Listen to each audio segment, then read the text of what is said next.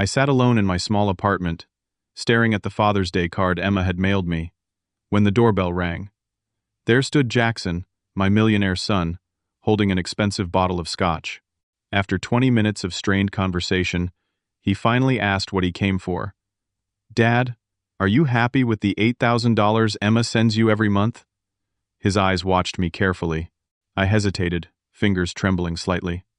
"Son, the church is keeping me alive these days." Before he could respond, his elegant wife Audrey walked in with a cold smile that chilled me to the bone. She already knew something I didn't, and suddenly I realized this wasn't just a Father's Day visit. The silence that followed felt suffocating. At 68 years old, I'd grown accustomed to the quiet of my modest Portland apartment. But this was different. This was the kind of silence that precedes a storm. "Can I get you both something to drink?" I offered, trying to ease the tension. Jackson declined with a dismissive wave, while Audrey perched herself on the edge of my worn sofa, looking as if she might catch something from the fabric. I noticed her scanning my living room, her eyes lingering on the water stain on the ceiling and the outdated furniture I'd had since before the kids were born. "Nice place you've got here, Dad," Jackson said, though his tone suggested otherwise. He'd always been terrible at hiding his true feelings, even as a boy. "Must be cozy." "It's enough for me," I replied, lowering myself into my recliner.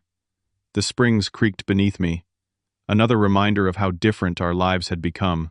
I'd raised both my children in a modest house in the suburbs, after their mother Grace died of breast cancer.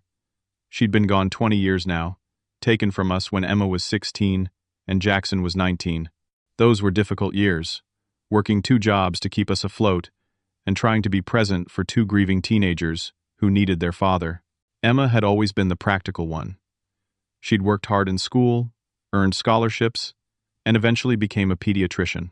Even through medical school and her residency, she'd stay in touch, calling me twice a week without fail. When she started practicing, she insisted on sending me money each month. I'd tried to refuse, but she was stubborn like her mother. Jackson had been different. Brilliant, but restless. He dropped out of college his sophomore year to start a tech company.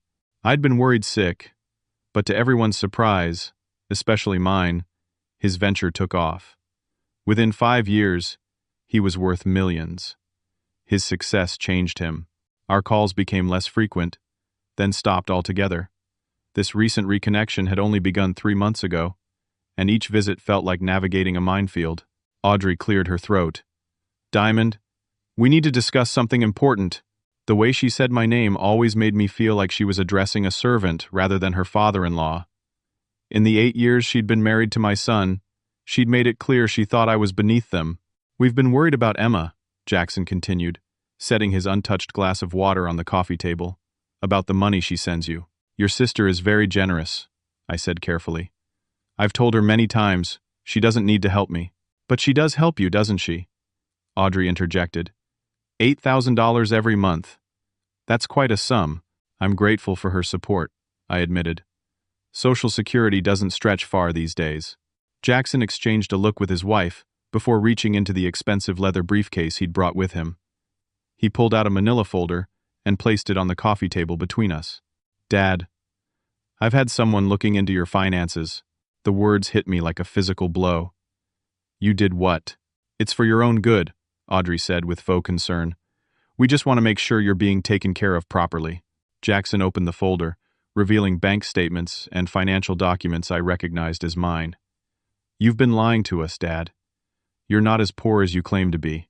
"You've been hiding money," Audrey added. "Quite a substantial amount, actually." I stared at them in disbelief. "You investigated me? Your own father? What gives you the right?"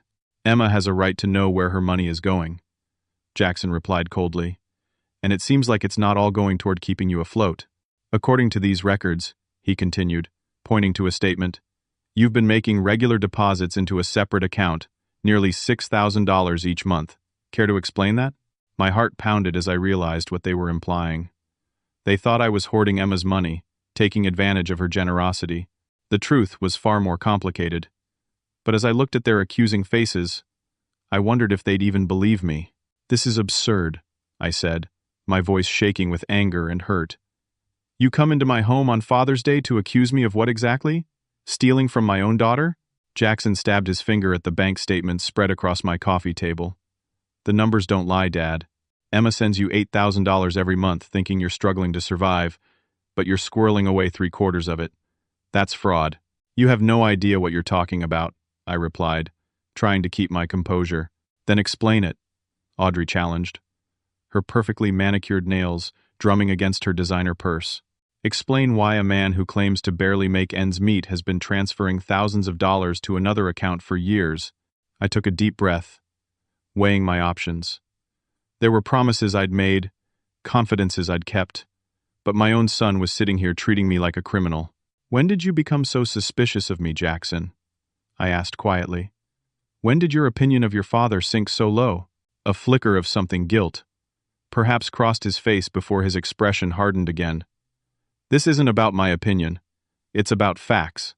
Facts without context are just numbers, I countered. Then provide the context, he demanded. I looked around my small apartment with its second-hand furniture and outdated appliances. Does this look like the home of a man with hidden wealth? Do I look like I'm living large on your sister's generosity? Appearances can be deceiving, Audrey remarked. Maybe this is just for show. The accusation stung worse than I expected. I'd given everything for my children after Grace died. I'd worked 60-hour weeks at the factory, then picked up weekend shifts at the hardware store. I'd missed sleep, meals, and my own health checkups to make sure Jackson could participate in business club competitions and Emma could attend science camp every summer. When Jackson dropped out of college to start his tech company, I'd been terrified he was throwing his future away. But I supported him anyway, taking out a second mortgage on our family home to give him $20,000 in startup capital.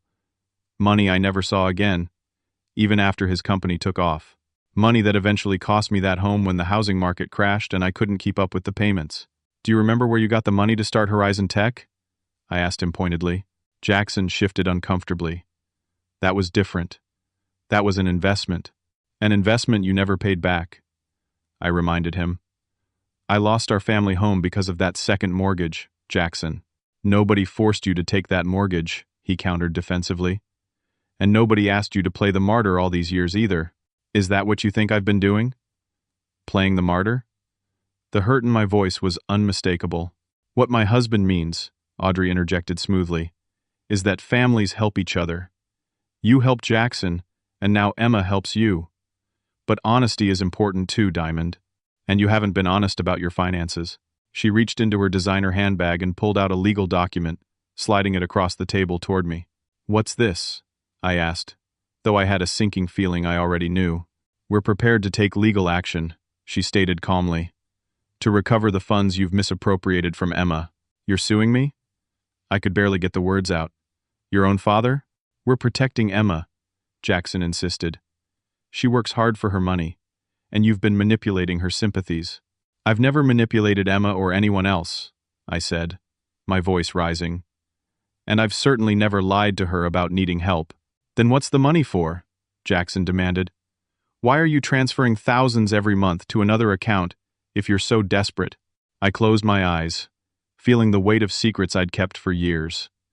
Promises made in hospital corridors and whispered assurances I never thought would be questioned like this. That money isn't for me, I finally said.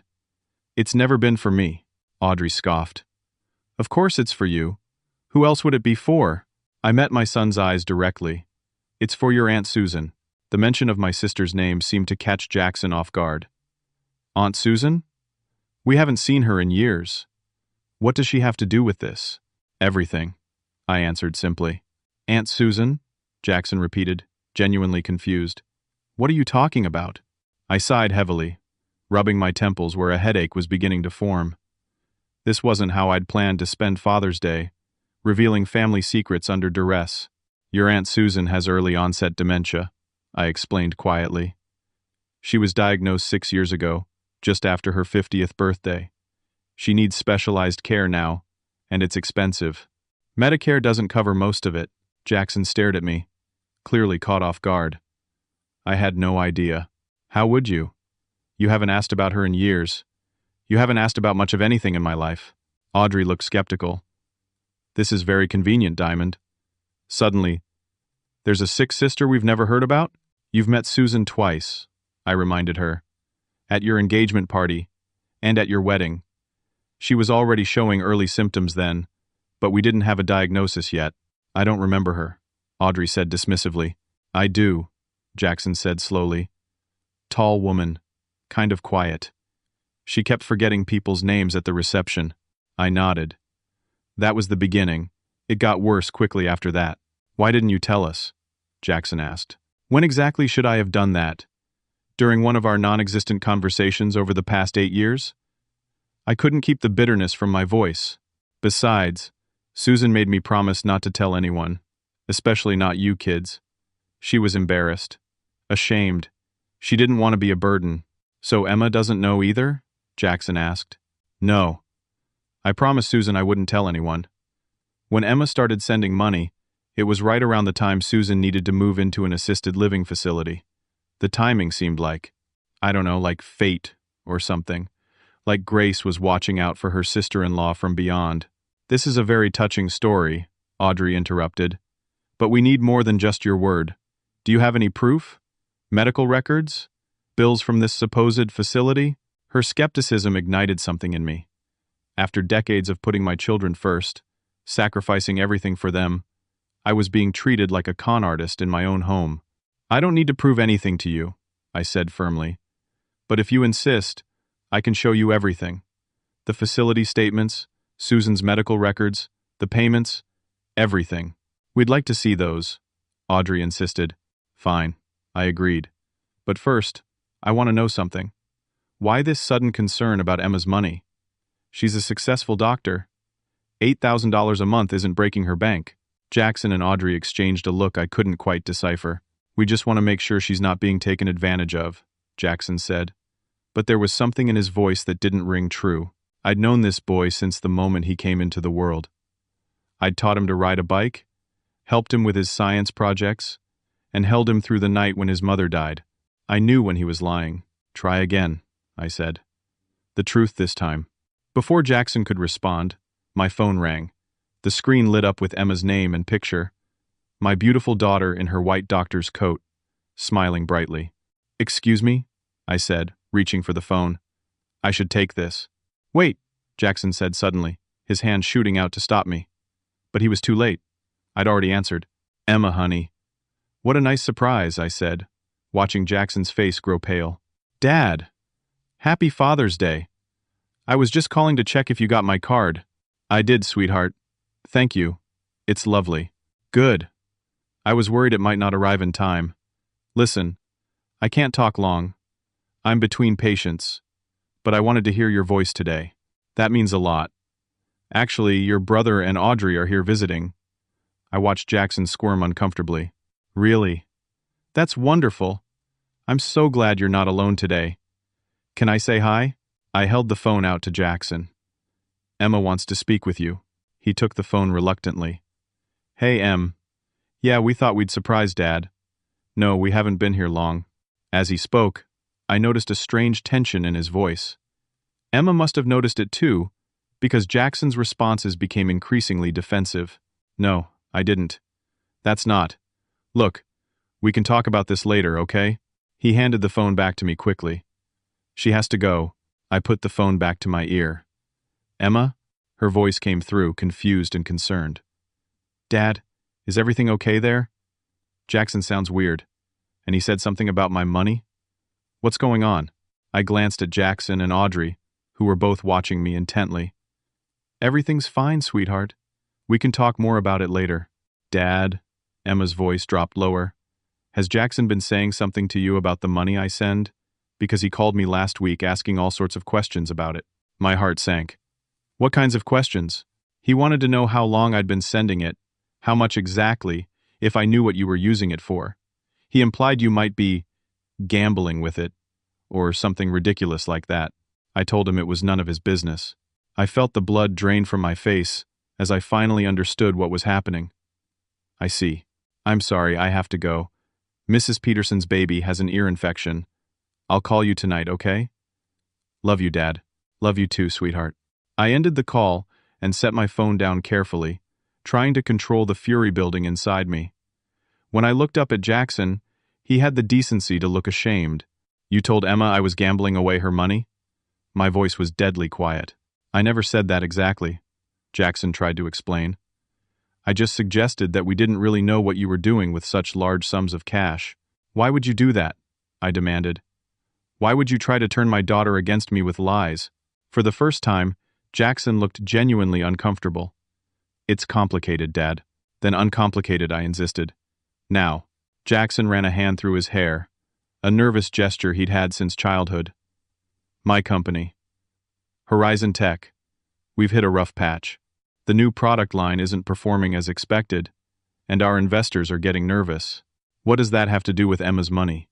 I need capital, he admitted finally. Fast. And without too many questions. The pieces suddenly fit together in my mind, creating a picture so ugly I could barely stand to look at it. You were trying to get Emma to stop sending me money so she could invest in your failing business instead, I said slowly. And when that didn't work, you came here to try to guilt or threaten me into giving it to you. It's not failing, Jackson protested. It's just a temporary setback. With the right injection of funds, we'll bounce back stronger than ever. So ask for a loan from a bank, I suggested coldly, or from one of your rich friends. Banks ask too many questions, Audrey interjected. And we've already leveraged most of our assets. So you thought you'd come after your sister's money? Money she sends to help your father and aunt? The disgust in my voice was unmistakable.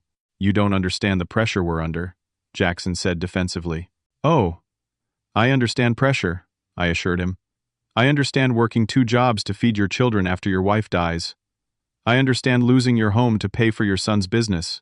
I understand watching your sister lose her mind piece by piece, while you can barely afford to keep her safe and comfortable. I stood up, suddenly unable to remain seated in their presence. What I don't understand is how I raised a son who would stoop so low as to lie about his own father to get his hands on his sister's money. The look on Jackson's face shifted from defensive to something darker. That's rich coming from you, Dad. Keeping secrets, hiding money. I kept Susan's condition private because she asked me to, I countered. That's called respecting someone's wishes. It's not the same as spreading lies about your father gambling away money. Audrey stood up, her patience clearly wearing thin. Look, Diamond, we didn't come here to argue. We came to resolve a situation. The fact is, we need that money more than your sister does right now. Susan, I corrected. Her name is Susan, not your sister, and she needs specialized care that costs thousands of dollars each month. There are state facilities, Audrey suggested with a dismissive wave. The casual cruelty of her statement left me momentarily speechless. I looked at my son, hoping to see some recognition of how heartless his wife's words were, but his expression remained stony. I promised our mother on her deathbed that I would always take care of Susan, I said quietly. That's not a promise I intend to break for anyone, including you. People make promises all the time, Jackson replied coolly. Sometimes circumstances require us to reconsider them. I studied my son's face, searching for any trace of the boy I'd raised, the child who'd once wept at finding an injured bird, who'd insisted we take it to a wildlife rehabilitation center rather than let nature take its course. Where was that compassionate soul now? What happened to you, Jackson? I asked, genuine pain in my voice. When did money become more important than family? This is about family, he insisted. It's about saving the company I built, securing our future. Our future, Audrey emphasized, placing a protective hand over her stomach in a gesture that couldn't be misunderstood. My eyes widened. You're pregnant? A flash of vulnerability crossed Jackson's face. 16 weeks. It's a boy. For a moment, just a moment, I felt a surge of joy at the news I was going to be a grandfather. But the circumstances of learning this information quickly dampened that joy. Congratulations, I said stiffly. I'm sorry you didn't think to share that news with me before now. We've been dealing with a lot, Jackson said defensively. Clearly. I turned away from them, moving to the window that overlooked the small community garden behind my apartment building. So this is really why you're here. You're having money troubles? You're expecting a baby? And you thought Emma's $8,000 would help solve your problems. It's more complicated than that, Jackson began. No, I think it's exactly that simple, I cut him off. What I don't understand is, Why you didn't just come to me honestly? Why the investigation? Why the accusations? Why try to turn Emma against me? Would you have given us the money if we'd asked? Audrey challenged. It's not my money to give, I reminded her. It's Emma's, and she sends it for Susan's care. But Emma doesn't know that, Jackson pointed out. As far as she's concerned, she's supporting you. The implication hung in the air between us. They thought I could redirect Emma's money to them without her ever knowing the difference. So you want me to lie to Emma about where her money is going, while also abandoning my responsibility to Susan? I summarized. And you think I'd do this why exactly? Because we're family, Jackson said, as if it were the most obvious thing in the world. Because I'm your son, and I need your help. I laughed, though there was no humor in it. Family? You cut me out of your life for years. You didn't call, didn't visit. You missed Christmases and birthdays. You didn't even tell me I was going to be a grandfather. And now suddenly we're family? Because you need money? People make mistakes, Jackson said, his voice softening in what I recognized as his negotiation tone. I'm sorry if I haven't been the best son. But I'm here now, aren't I? Trying to reconnect. You're here because you want something from me, I corrected him. There's a difference. I thought back to when Jackson was 10 years old. I'd caught him lying to his mother about breaking a vase. I'd sat him down and explained that trust, once broken, was hard to repair. That honesty wasn't just about telling the truth, but about being the kind of person others could depend on. I wondered if he remembered that conversation at all. I raised you better than this, I said quietly. I taught you about honesty, about integrity. You taught me about survival too, Jackson countered. About doing whatever it takes to protect what matters. That's all I'm trying to do. By lying to your sister? By investigating your father like he's some kind of criminal? That's not survival, Jackson. That's something else entirely. I tried to call Emma again, but my call went straight to voicemail. I left a brief message asking her to call me back when she could, but I had a sinking feeling she wouldn't. Not if Jackson had convinced her I couldn't be trusted. What did you tell her exactly? I demanded. What lies did you feed Emma about me? I just suggested that your spending habits seemed concerning, Jackson said evasively. That maybe you weren't being entirely transparent about your financial situation. So, you implied I was gambling or drinking away her money without actually saying the words, I concluded. Clever. Just enough doubt to make her suspicious. Not enough direct accusation that she'd immediately dismiss it. It wasn't like that, Jackson protested, though his eyes told a different story. I think it was exactly like that, I said. And I think you've been planning this for a while. Those sudden phone calls after years of silence. Those awkward visits where you asked too many questions about my finances. You were gathering information, weren't you? Before Jackson could respond, there was a knock at my door. We all turned to look, startled by the interruption. Are you expecting someone? Audrey asked suspiciously. No, I admitted, moving toward the door. I looked through the peephole and felt a wave of relief. It's Pastor Williams from my church. I opened the door to find the kind-faced man holding a folder. Diamond. Sorry to drop by unannounced on Father's Day, but I brought those financial records for the shelter that you asked for last week.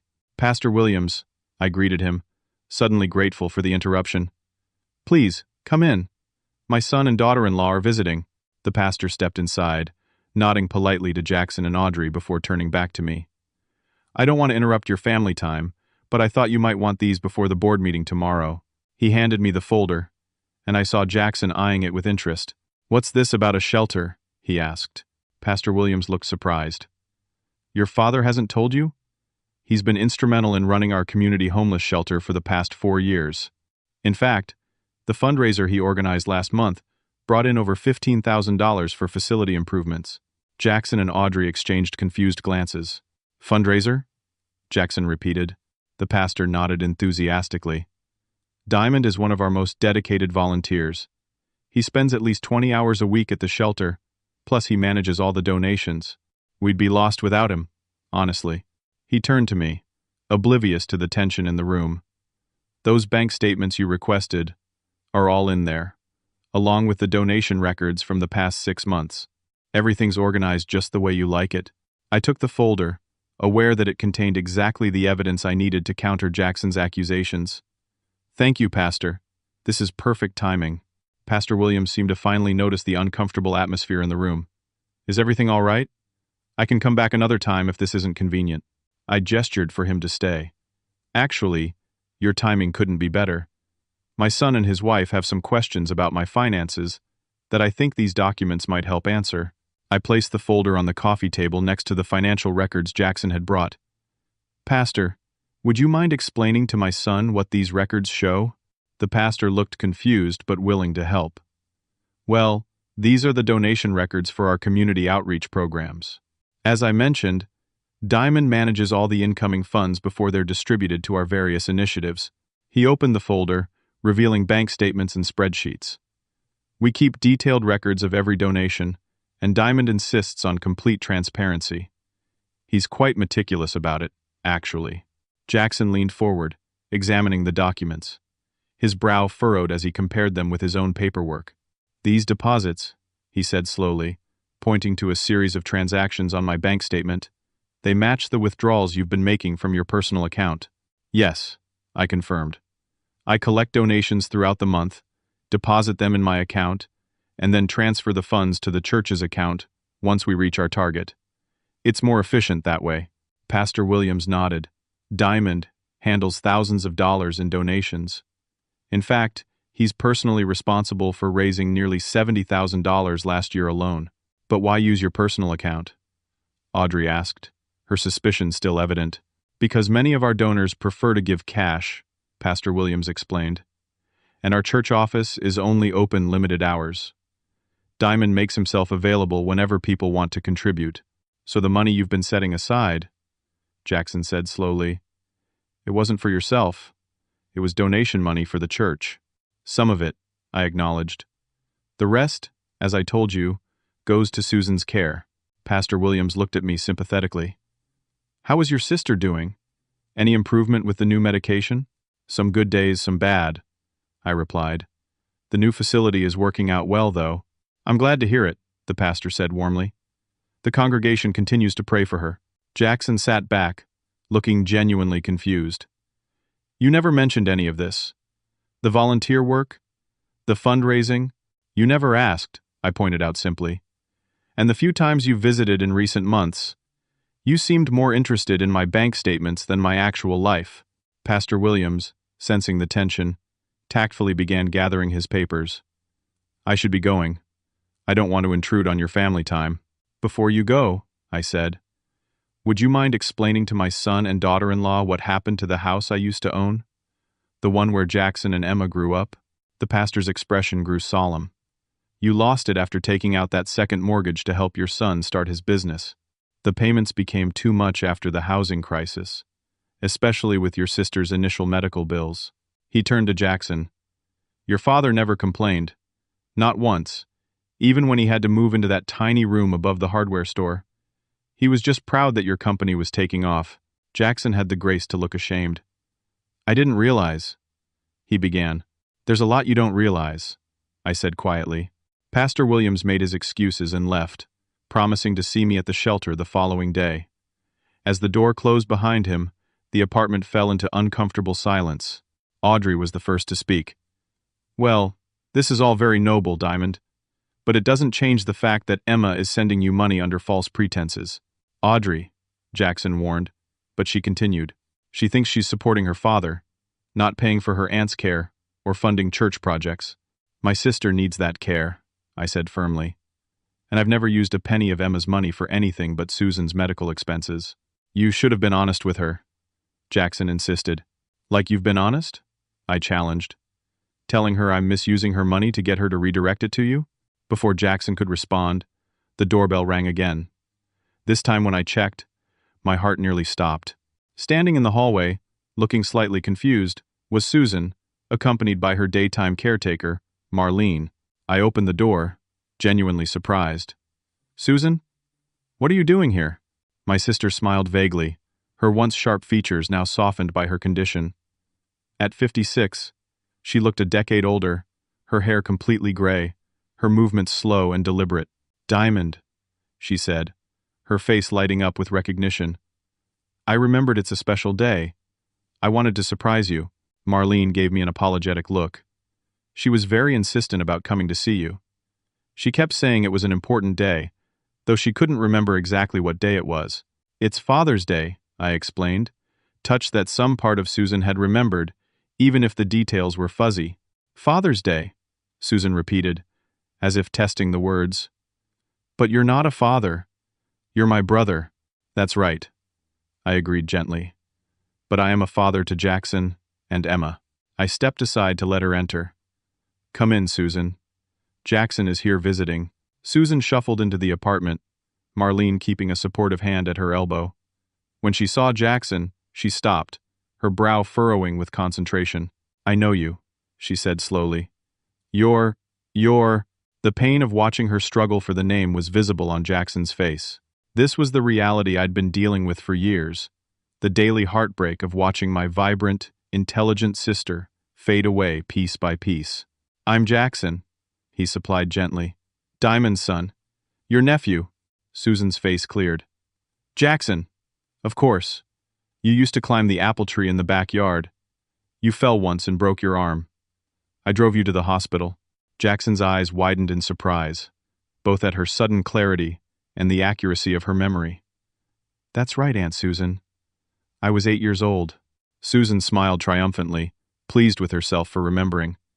Then she noticed Audrey, and her smile faltered. I don't know you. This is Audrey, Jackson's wife, I explained. You met at their wedding.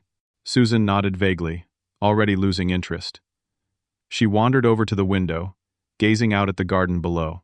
The flowers are lovely, she remarked. Just like Mother used to grow. Marlene moved to stand beside her, giving me a moment with Jackson and Audrey. This is why Emma sends the money, I said quietly. For Susan's care. The facility costs $11,000 a month. Medicare covers $3,000. Emma's $8,000 covers the rest. Jackson stared at his aunt, the reality of the situation finally sinking in.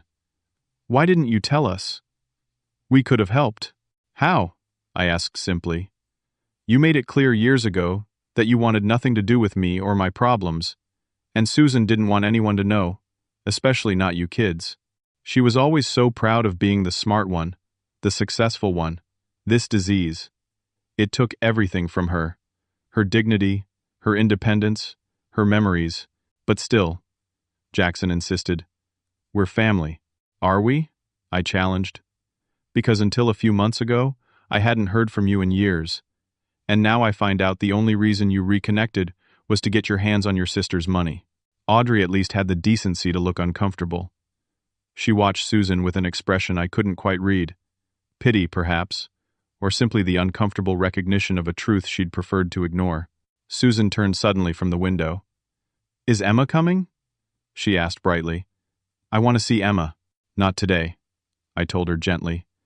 She's working at the hospital, helping sick children. A doctor, Susan said proudly, another fragment of memory surfacing. She always wanted to be a doctor. Ever since she was a little girl with that toy stethoscope. She moved toward Jackson, studying his face intently. You look like your mother. Grace had those same eyes, kind eyes. Then, unexpectedly, she reached out and patted his cheek affectionately. Don't be sad, Jackie. Diamond will make it better. He always does. Jackson's composure cracked at the childhood nickname only his aunt had ever used. He blinked rapidly, fighting back tears. I'm not sad, Aunt Susan, he managed to say. Liar, she said with surprising clarity. I may be forgetting things, but I can still tell when someone is sad. She looked at me, suddenly confused again. Why is he sad, Diamond? Did something happen? Everything's fine, I assured her. Jackson and Audrey just came to visit for Father's Day. Father's Day, she repeated, the concept clicking into place once more. That's right. That's why I'm here. I brought you something. She looked to Marlene in confusion. Didn't I bring something? Marlene reached into her bag and pulled out a small, clumsily wrapped package. Right here, Susan. You wrapped it yourself. Susan took the package and handed it to me proudly. Happy Father's Day to my big brother, the best man I know. The simple sincerity of her words, the childlike pride in her gift-giving, broke something open inside me. I accepted the package with trembling hands, unwrapping it carefully to find a hand-painted ceramic mug. The colors were uneven, the design clearly done in an art therapy session at her facility. But it was beautiful to me. "Thank you, Susan," I said, my voice thick with emotion. "I love it." "You promise?" she asked anxiously, suddenly insecure like a child. "I promise," I assured her. "It's perfect." She beamed, then just as quickly her attention wandered. "Can I have some tea?" "I'd like tea with lemon." Marlene touched my arm. "We should probably head back soon. She gets tired in the afternoons." I nodded understandingly. "I'll make her a quick cup before you go."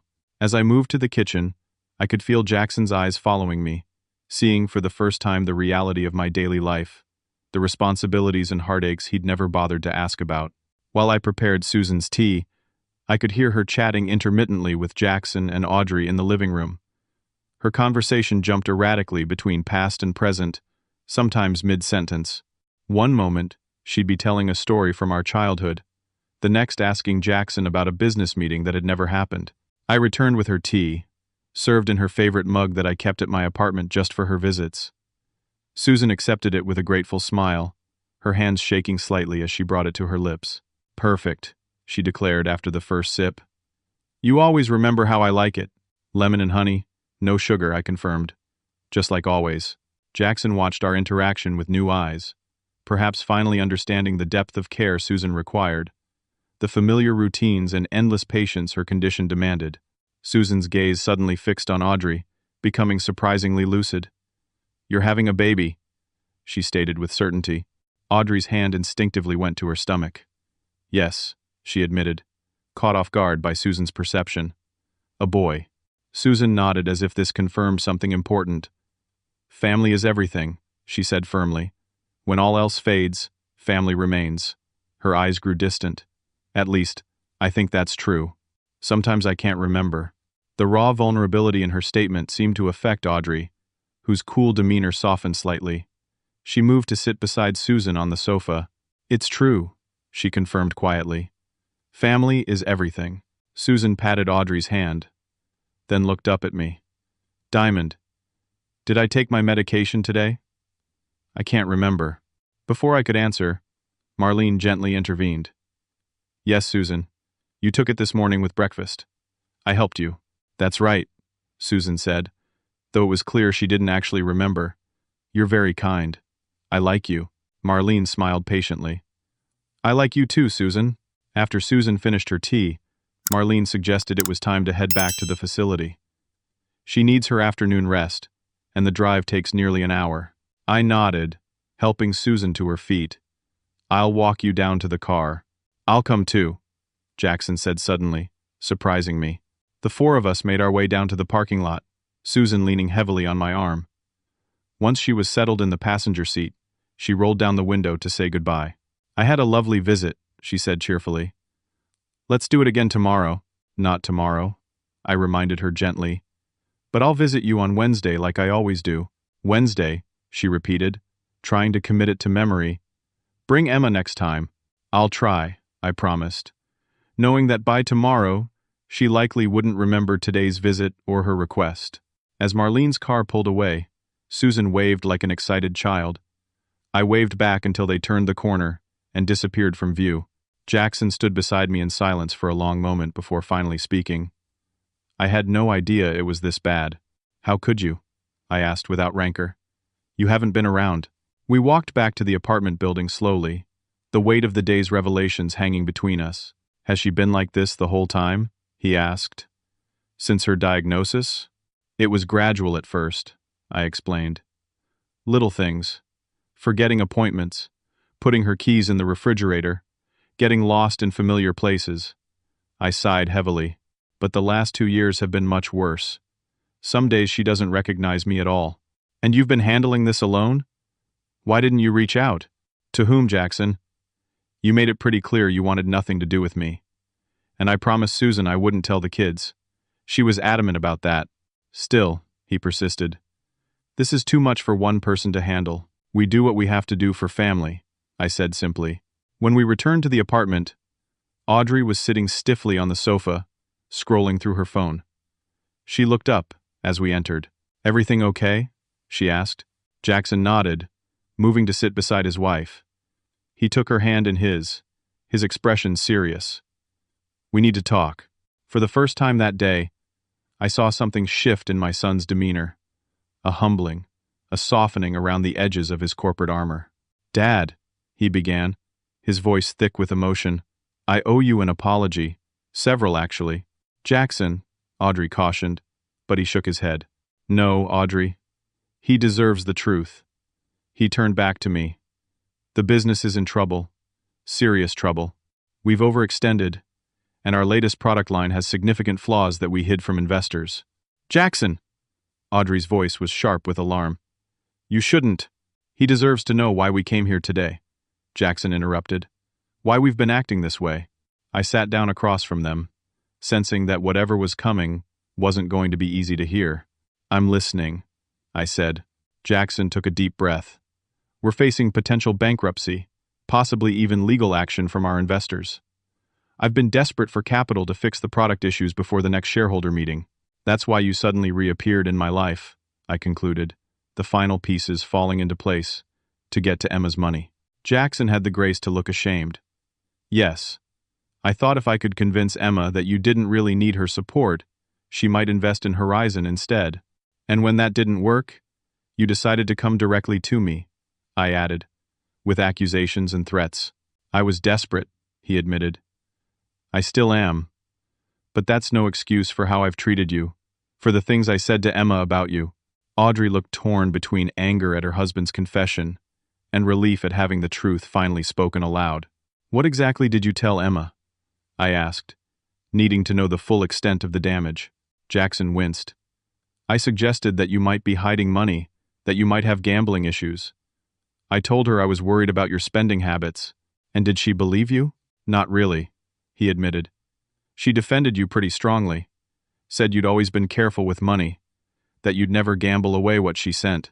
That's when I started to push harder, to insist something wasn't right. And that's when she blocked my calls, I realized. Not because she believed you, but because she was tired of you trying to turn her against me. Jackson nodded miserably. "She told me to stop calling her about it. That's why I decided to come here directly. With fake evidence and legal threats," I reminded him. "The financial records are real," Audrey interjected defensively. "We did investigate your accounts." "Which is a violation of my privacy," I pointed out. "Possibly even illegal." "We were wrong," Jackson admitted. "All of it was wrong. I was so focused on saving the company, on not looking like a failure, that I convinced myself the ends justified the means." "And now?" I asked. "What happens now?" Jackson ran a hand through his hair, looking suddenly exhausted. "I don't know. The business is still in trouble. We've mortgaged the house, maxed out our credit. The baby's coming in a few months." He looked at me directly. "But I won't try to take Emma's money. And I'll tell her the truth about what I've done." I studied my son's face, seeing genuine remorse there. "You've made some serious mistakes, Jackson. Not just with me, but with your sister, your investors, your business." "I know," he acknowledged quietly. "The road back won't be easy," I continued. "Trust, once broken, takes time to rebuild." "I understand." I thought for a moment, considering everything I'd learned today, about my son's business troubles, about his deception, about the lengths he'd gone to out of desperation and pride. "Your company might be beyond saving," I said bluntly. "Are you prepared for that possibility?" "No," he admitted. "But I'm beginning to accept it." "And what about Emma? Have you been intercepting my calls to her too? My letters?" Jackson's expression confirmed my suspicions. "Yes," he confessed. "For the past few months. I had your emails forwarded to an account I control."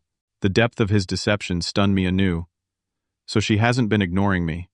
She never got my messages at all." "No," he confirmed. "She thinks you've been too busy to reach out." I stood up, anger and determination propelling me to my feet. "Give me your phone," I demanded. "What?" Jackson looked startled. "Your phone," I repeated firmly. "Give it to me now." Reluctantly, he handed me his smartphone. I scrolled through his contacts until I found Pastor William's number, then placed the call on speaker. "Jackson?" the pastor answered, sounding confused. Is everything all right? Pastor, it's Diamond, I clarified. I'm using my son's phone. I need to ask a favor. Of course, he responded immediately. What do you need? I need to use your phone to call my daughter, Emma. It's important. I'll be right over, he promised without hesitation. I ended the call and handed the phone back to Jackson. You've controlled this situation long enough. It's time for the truth to come out. For once, neither Jackson nor Audrey argued. Pastor Williams arrived 15 minutes later, concern evident on his kind face. I briefly explained the situation, omitting the most shameful details of Jackson's actions to spare his dignity. I need to call my daughter, I concluded. And I have reason to believe my calls to her have been diverted. The pastor handed me his phone without question. His implicit trust, a stark contrast to the suspicion I'd faced from my own son earlier. I dialed Emma's number from memory, my heart pounding as I waited for her to answer. Hello? Pastor Williams? Emma's voice came through clearly, confused by the caller ID. Emma, it's Dad, I said quickly. I'm using the pastor's phone. Dad, is everything okay? Why aren't you using your own phone? I looked directly at Jackson as I answered. Because I believe your brother has been intercepting my calls to you. What? Emma's shock was evident. Jackson has been blocking your calls? Why would he do that? It's complicated, sweetheart. But the most important thing is that I need to talk to you about a few things. First, about the money you've been sending me. I proceeded to explain everything. About Susan's condition, about using Emma's money for her care, about Jackson's financial troubles, and his attempt to redirect her support. Throughout my explanation, Emma remained silent, processing the revelations. When I finished, she finally spoke, her voice tight with emotion. So Aunt Susan has dementia. You've been caring for her all this time, and Jackson tried to manipulate me into stopping my support so I'd invest in his company instead? That's about the size of it, I confirmed. Put him on the phone, she demanded, fury evident in her tone. I held the phone out to Jackson, who took it with visible trepidation. Emma, he began, but was immediately cut off.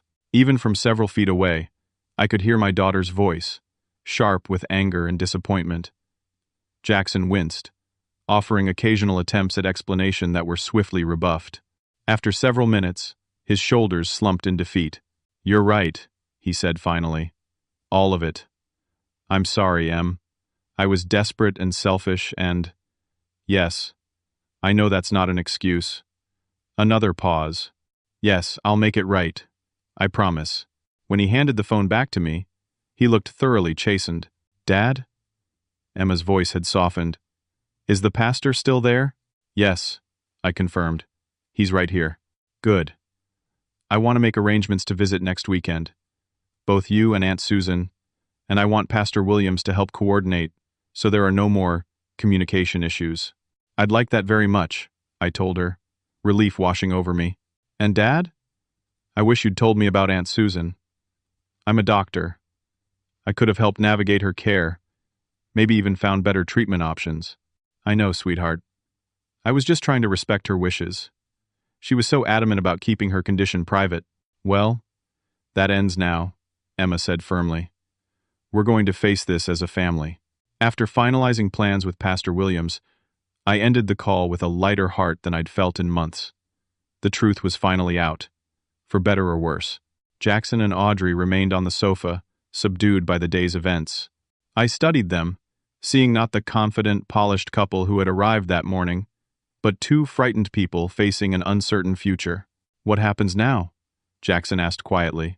Now, I said. Taking a seat across from them, we talk about how to move forward.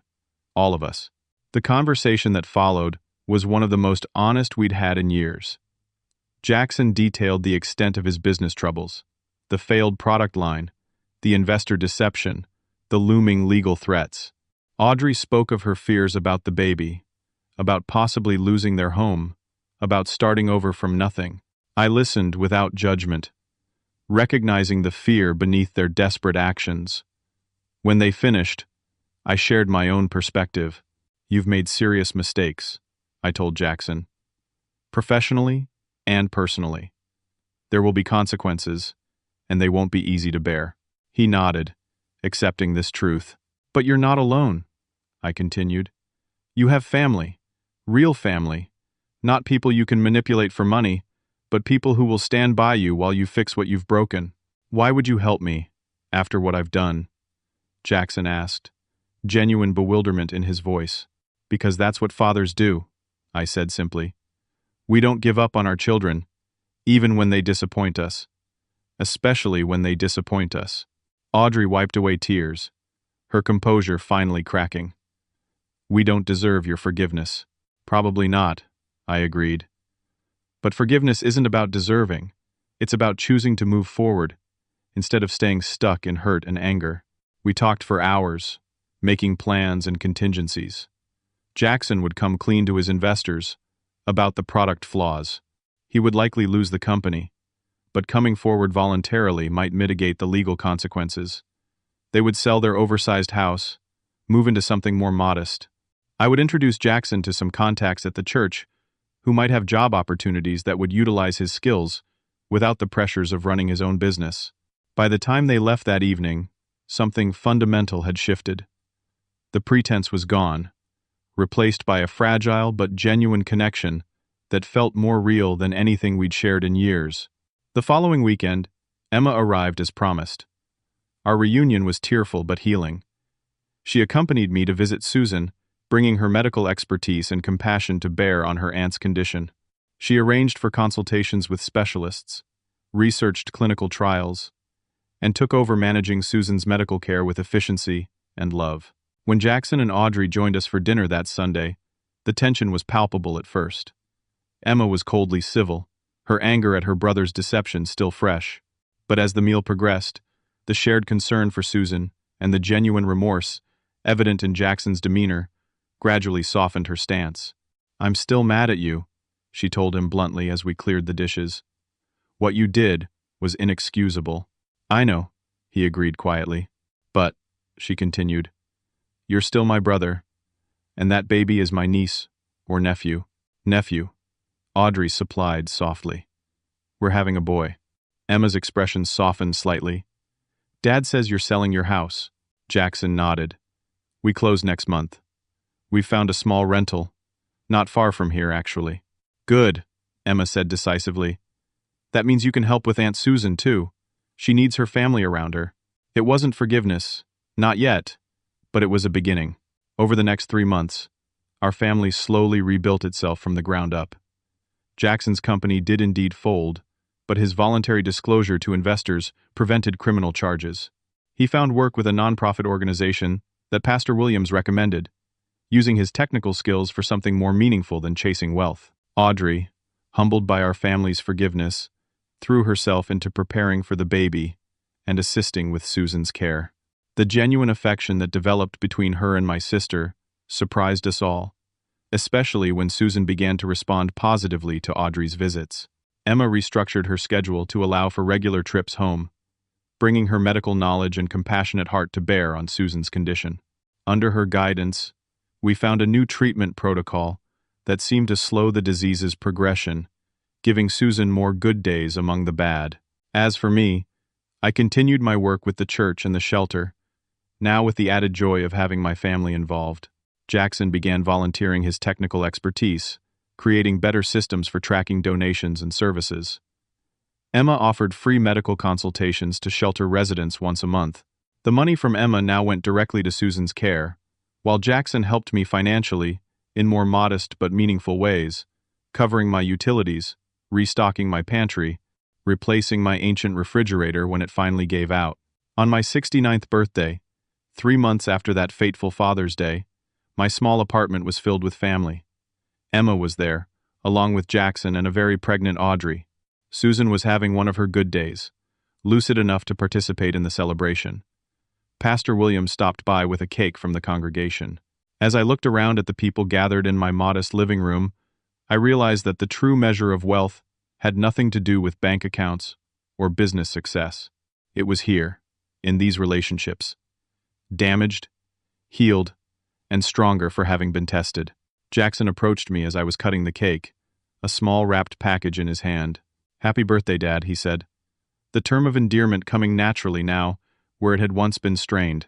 I unwrapped the gift to find a framed photograph of all of us together. Me, Emma, Jackson, Audrey, and Susan. Taken during a recent visit to the park near Susan's facility. Pastor Williams took it, Jackson explained. I wanted you to have a current family photo. I studied the image, noting how Jackson stood with his arm around my shoulders, how Emma held Susan's hand, how Audrey's pregnant form fit perfectly into our family circle. It's perfect, I told him, my voice thick with emotion. Thank you. No, Dad, he replied quietly. Thank you for not giving up on me when you had every reason to. 2 weeks later, I became a grandfather when Audrey gave birth to a healthy baby boy. They named him David Diamond Wells, honoring both his grandfathers. As I held my grandson for the first time, Susan watching with delight from her wheelchair beside me, I thought about the journey that had brought us to this moment. The pain, the misunderstandings, the betrayal, and the healing that followed. He has your eyes, Susan remarked with surprising clarity, reaching out to touch the baby's tiny hand. Diamond's eyes in a brand new face. Emma smiled at her aunt's observation. You're right, Aunt Susan. He does have Dad's eyes. Jackson, standing proudly beside Audrey's hospital bed, caught my gaze over the baby's head. The understanding that passed between us needed no words.